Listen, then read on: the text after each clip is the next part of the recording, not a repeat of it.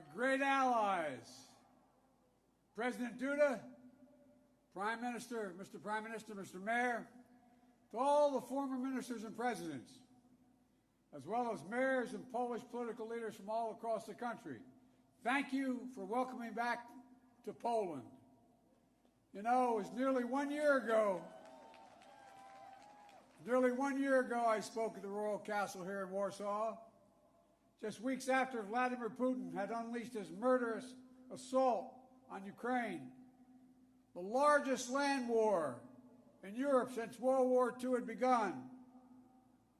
And the principles that have been the cornerstone of peace, prosperity, and stability on this planet for more than 75 years were at risk of being shattered. 1 year ago, the world was bracing for the fall of Kyiv. Well, I just come from a visit to Kyiv, and I can report Kyiv stands strong. Kyiv stands proud. It stands tall. And most important, it stands free. When Russia invaded, it wasn't just Ukraine being tested. The whole world faced a test for the ages. Europe was being tested. America was being tested. NATO was being tested. All democracies are being tested. And the questions we faced were as simple as they were profound. Would we respond, or would we look the other way? Would we be strong, or would we be weak? All of our allies, would be united or divided? 1 year later, we know the answer. We did respond. We would be strong. We would be united. And the world would not look the other way. We also face fundamental questions about the commitment to the most basic of principles. Would we stand up for the sovereignty of nations? Would we stand up for the right of people to live free from naked aggression? Would we stand up for democracy? 1 year later, we know the answers. Yes, we would stand up for sovereignty, and we did. Yes, we would stand up for the right of people to live free from aggression, and we did. And we would stand up for democracy, and we did. And yesterday, I had the honor to stand with President Zelensky in Kyiv to declare that we will keep standing up for these same things, no matter what.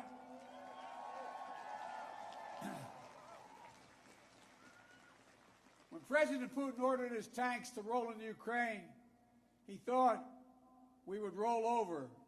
He was wrong. The Ukrainian people are too brave. America, Europe, a coalition of nations from the Atlantic to the Pacific, we were too unified. Democracy was too strong. Instead of an easy victory he perceived and predicted, Putin left with burnt-out tanks and Russia's forces in disarray. He thought he'd get the Finlandization of NATO. Instead, he got the NATOization of Finland and Sweden. He thought NATO would fracture and divide. Instead, NATO was more united and more unified than ever before. He thought he could weaponize energy to crack your resolve, Europe's resolve. Instead, we're working together to end Europe's dependence on Russian fossil fuels. He thought autocrats like himself were tough and leaders of democracy were soft. And then he met the iron will of America and the nations everywhere that refused to accept the world governed by fear and force. He found himself at war with a nation led by a man whose courage would be forged in fire and steel, President Zelensky. President Putin is confronted with something today that he didn't think was possible a year ago. The democracies of the world have grown stronger, not weaker. But the autocrats of the world have grown weaker, not stronger. Because in the moments of great upheaval and uncertainty, that knowing what you stand for is most important. And knowing who stands with you makes all the difference. The people of Poland know that. You know that. In fact, you know it better than anyone here in Poland. Because that's what solidarity means.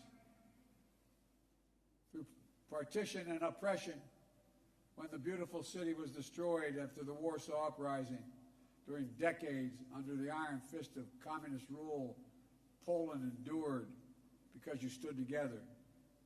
That's how brave leaders of the opposition and the people of Belarus continue to fight for their democracy. That's how the resolve of Moldovan people, the resolve of the people of Moldova to live in freedom, when it gained them independence and put them on the path to EU membership. President Sandu is here today. I'm not sure she is, but I'm proud to stand with you and the freedom-loving people of Moldova. Give her a round of applause. 1 year into this war, Putin no longer doubts the strength of our coalition, but he still doubts our conviction. He doubts our staying power. He doubts our continued support for Ukraine. He doubts whether NATO can remain unified. But there should be no doubt. Our support for Ukraine will not waver. NATO will not be divided, and we will not tire.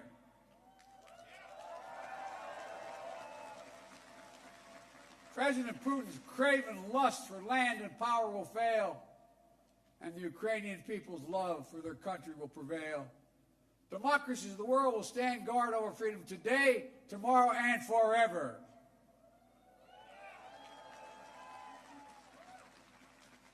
So that's what's at stake here. Freedom. That's the message I carried to Kyiv yesterday, directly to the people of Ukraine. When President Zelensky said he came to the United States in December, quote, he said, this struggle will define the world and what our children and grandchildren, how they live, and then their children and grandchildren. He wasn't only speaking about the children and grandchildren of Ukraine. He was speaking about all of our children and grandchildren, yours and mine. We're seeing again today what the people of Poland and the people across Europe saw for decades. Appetites of the autocrat cannot be appeased. They must be opposed. Autocrats only understand one word: no, no, no. No, you will not take my country. No, you will not take my freedom. No, you will not take my future. And I'll repeat tonight what I said last year in this same place.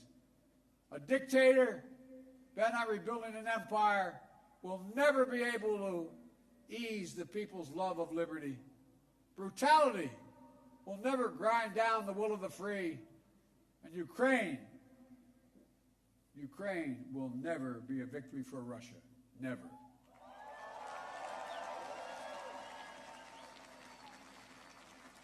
For free people refuse to live in a world of hopelessness and darkness. You know, this has been an extraordinary year in every sense. Extraordinary brutality from Russian forces and mercenaries. They've committed depravities, crimes against humanity, without shame or compunction. They've targeted civilians with death and destruction, used rape as a weapon of war, stolen Ukrainian children in an attempt to steal Ukraine's future, bombed train stations, maternity hospitals, schools, and orphanages. No one can turn away their eyes from the atrocities Russia is committing against the Ukrainian people. It's abhorrent. It's abhorrent. But extraordinarily, as well, has been the response of the Ukrainian people and the world. 1 year after the bombs began to fall, Russian tanks rolled into Ukraine. Ukraine is still independent and free.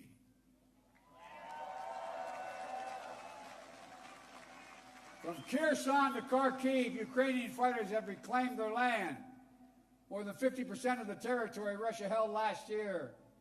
The blue and the yellow flag of Ukraine proudly waves once again. President Zelensky still leads a democratically elected government that represents the will of the Ukrainian people. And the world has already voted multiple times, including the United Nations General Assembly, to condemn Russia's aggression and support a just peace. Each time in the UN, that vote has been overwhelming. In October, 143 nations, the United Nations, condemned Russia's illegal annexation. Only four in the entire UN voted with Russia. 4. So tonight, I speak once more to the people of Russia. The United States and the nations of Europe do not seek to control or destroy Russia. The West was not plotting to attack Russia, as Putin said today. And millions of Russian citizens who only want to live in peace with their neighbors are not the enemy. This war was never a necessity. It's a tragedy. President Putin chose this war.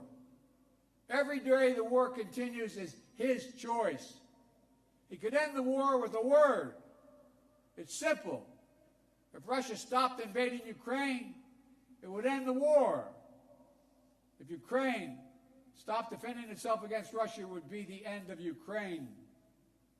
That's why together we're making sure Ukraine can defend itself. The United States has assembled a worldwide coalition of more than 50 nations to get critical weapons and supplies to the brave Ukrainian fighters on the front lines, air defense systems, artillery, ammunition, tanks, armored vehicles. The European Union and its member states have stepped up with unprecedented commitment to Ukraine, not just in security assistance, but economic and humanitarian refugee assistance and so much more. To all of you here tonight, take a moment, and I'm serious when I say this. Turn around and look at one another. Look at what you've done so far. Poland is hosting more than 1.5 million refugees from this war. God bless you. Poland's generosity, your willingness to open your hearts and your homes is extraordinary. And the American people are united in our resolve as well. All across my country, in big cities and small towns, Ukrainian flags fly from American homes. Over the past year, Democrats and Republicans in our United States Congress have come together to stand for freedom. That's who Americans are, and that's what Americans do. The world is also coming together to address the global fallout from President Putin's war. Putin tried to starve the world, blocking the ports in the Black Sea to stop Ukraine from exporting its grain, exacerbating the global food crisis that hit developing nations in Africa especially hard. Instead, the United States and the G7 and partners around the world answered the call with historic commitments to address the crisis and to bolster global food supplies. And this week, my wife, Jill Biden, is traveling to Africa to help bring attention to this critical issue. Our commitment is to the people of Ukraine and the future of Ukraine, a Ukraine that's free, sovereign, and democratic.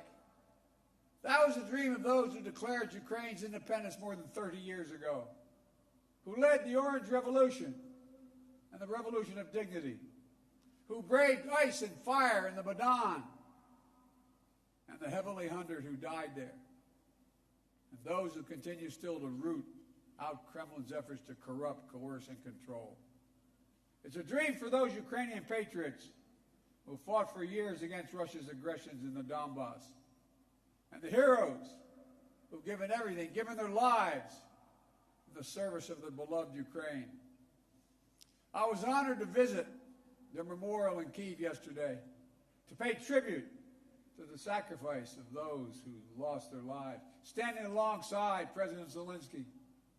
The United States and our partners stand with Ukraine's teachers, its hospital staff, its emergency responders, the workers in cities across Ukraine are fighting to keep the power on in the face of Russia's cruel bombardment.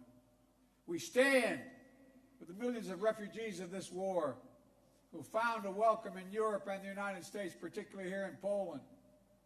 Ordinary people all across Europe did whatever they could to help and continue to do so. Polish businesses, civil society, cultural leaders, including the First Lady of Poland, who is here tonight, have led with the heart and determination, showcasing all that's good about the human spirit. Madam First Lady, we love you. Thank you all.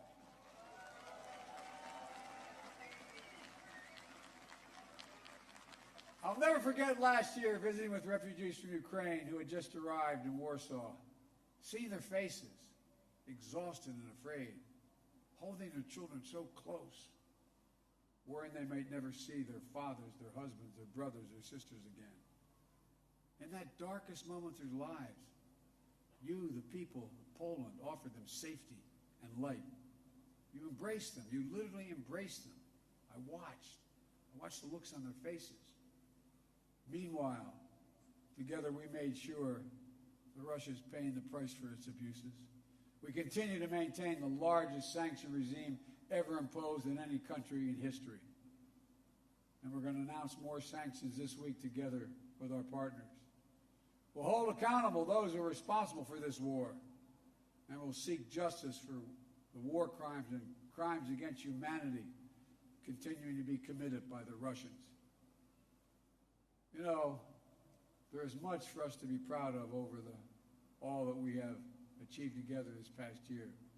But we have to be honest and clear-eyed as we look at the year ahead.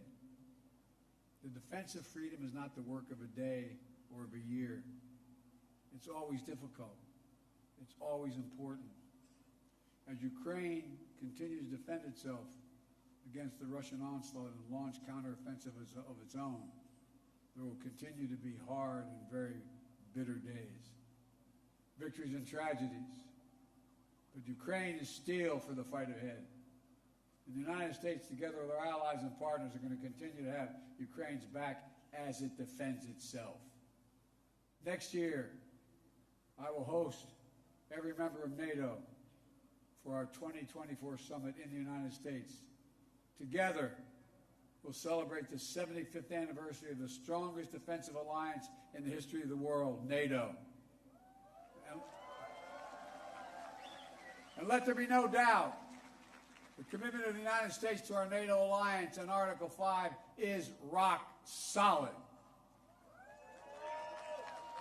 And every member of NATO knows it, and Russia knows it as well. An attack against one is an attack against all. It's a sacred oath. Sacred oath to defend every inch of NATO territory. Over the past year, the United States has come together with our allies and partners in an extraordinary coalition to stand against Russian aggression. But the work in front of us is not just what we're against. It's about what we're for. What kind of world do we want to build? We need to take the strength and capacity of this coalition and apply it to lifting up the lives of people everywhere, improving health, growing prosperity, preserving the planet, building peace and security, treating everyone with dignity and respect. That's our responsibility. The democracies of the world have to deliver it for our people.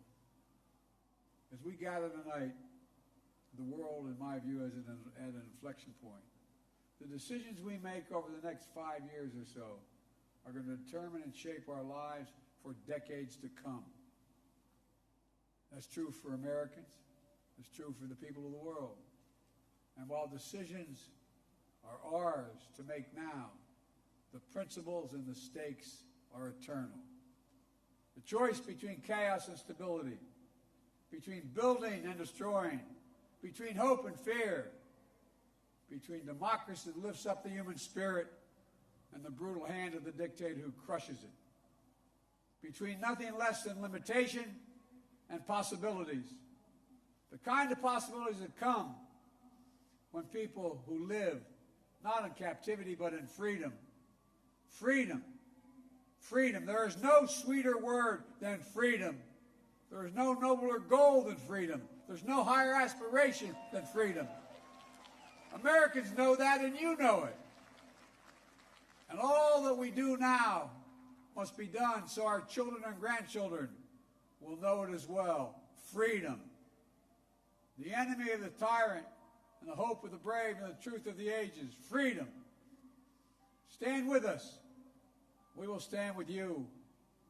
Let us move forward with faith and conviction, and with an abiding commitment to be allies, not of darkness but of light, not of oppression but of liberation, not of captivity but, yes, of freedom. May God bless you all. May God protect our troops. And may God bless the heroes of Ukraine and all those who defend freedom around the world. Thank you, Poland. Thank you, thank you, thank you for what you're doing. God bless you all.